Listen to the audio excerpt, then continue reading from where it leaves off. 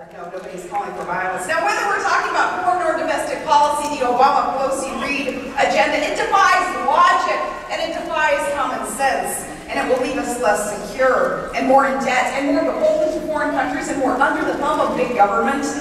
It is out of touch. It's out of date. And they're running out of time. Because Americans across this great country, they are standing up and they're speaking out for common sense conservative solutions. And they're telling Washington just back off. Some of us are the Tea Party movement. Some of us registered Republicans. Some of us are what we used to call Reagan Democrats. And some are just, like most of my friends in my family, including my own husband, most just independents, just lovers of this great country, so proud every day to be American, but also very, very concerned about the path that we are now on. All of them deeply concerned about our country. And frankly, some of them are a little bit skeptical, concerned about our party, not our own GOP. For years, the federal government grew and individual freedom shrunk for Americans who believed in conservative first principles. This was quite concerning and disheartening to watch some Republicans stop putting those principles first. I kind of lived through that as the governor of Alaska, having vetoed some of Obama's stimulus funds that had ad screens attached and kind of violated the 10th Amendment to our Constitution. My veto of those funds was overridden by a Republican-led legislature because too many people just want to believe this is all free money.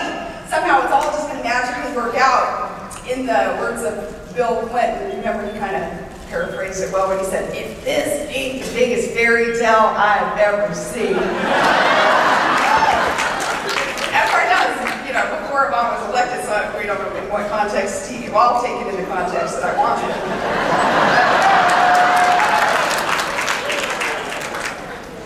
Today, though, the grand old party has its eyes wide open. Do we not have our eyes wide open?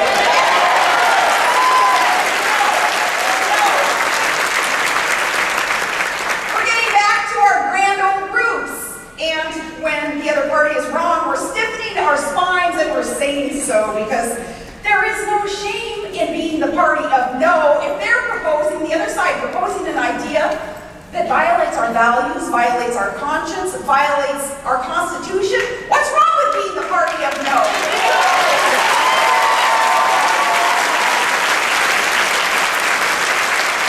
Or better said by the good governor of this state, he said, "Party of no? We're the party of hell no."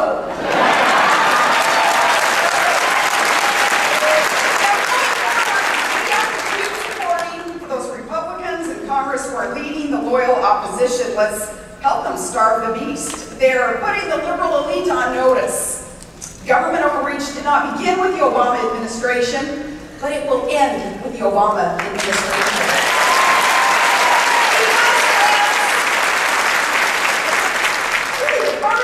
Of Lincoln, the party of Reagan is back. And we have our eyes wide open going into these midterm elections. We're not just the party of no, we're the party of ideas. And with articulate alternatives, we will prove a better way for America. And in that spirit, let me hit on something that's been making headlines lately. And I know it well. It's very, very important to all of us. And it's energy policy. Energy is not just about heating our homes and fueling our rigs and keeping the lights on. It's an issue that really touches every challenge that we face, from the value of our paychecks to our interests abroad. There is an inherent link between energy and security, and energy and prosperity, and energy and freedom. We need affordable, domestic, reliable, environmentally sound energy, and there's just such a big difference, though, between how the Republicans and the Democrats want to accomplish that goal. The left has waged a multi-front war on conventional resources, and this administration proposed billions, tens of billions of dollars in new fees on domestic production because they evidently think that we are overproducing oil and gas. And liberals in Congress want to stop things like hydraulic fracturing to produce clean, burning natural gas. The administration is locking up even more federal lands that are filled with God-given huge reserve of oil and gas and uranium. And even if a producer is lucky enough to finally be permitted to drill and to mine, well, good luck transporting that resource to where it can do the most good. You want to build a pipeline? It can take years to get a federal permit. And a transmission line could take you decades. When it comes to consumption, the left's plan is very devastating, but it's pretty simple, and at least they're honest about this one. They do want you to pay more, so you'll consume less. And they call it, this new scheme coming down the pipe, cap and trade. I call it cap and tax. And whatever you call this scheme, it's going to kill jobs, it's going to kill production and productivity and a work ethic in this industrious America that we have grown to love. It will pass an even greater burden on to the next generation, on to our small businesses, on to our working families today. And if that sounds like a bad idea in a bad economy, well, yeah, the left thought that you would think it's a bad idea. So what they want to do now is just skip the legislative process and go right to the regulatory agency. Let the EPA, which some are calling the Economic Punishment Agency, let the EPA do like so much of the left's agenda, they've decided what is best for us. And even if we don't like it and can't afford it and it makes no sense, they're going to do it anyway because, yes, they can. Watch those things one by one.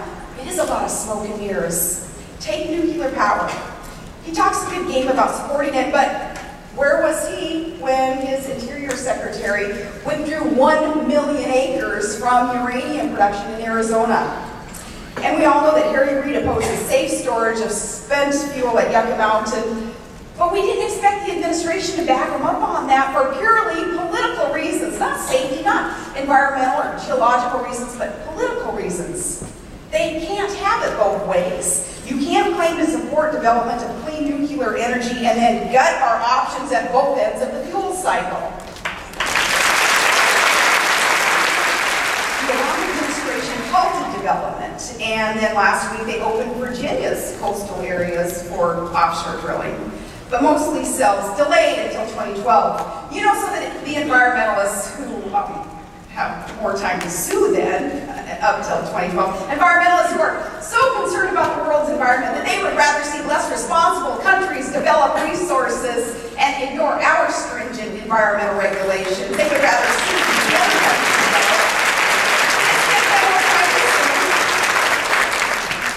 Meanwhile, the Northeast Atlantic coast is closed. Porting cells in North Alaska's rich Chukchi Gulf Seas, which is the next Prudhoe Bay, canceled. Drilling along the Pacific coast with 10 billion barrels of oil and 18 trillion cubic feet of clean, burning natural gas waiting to be tapped.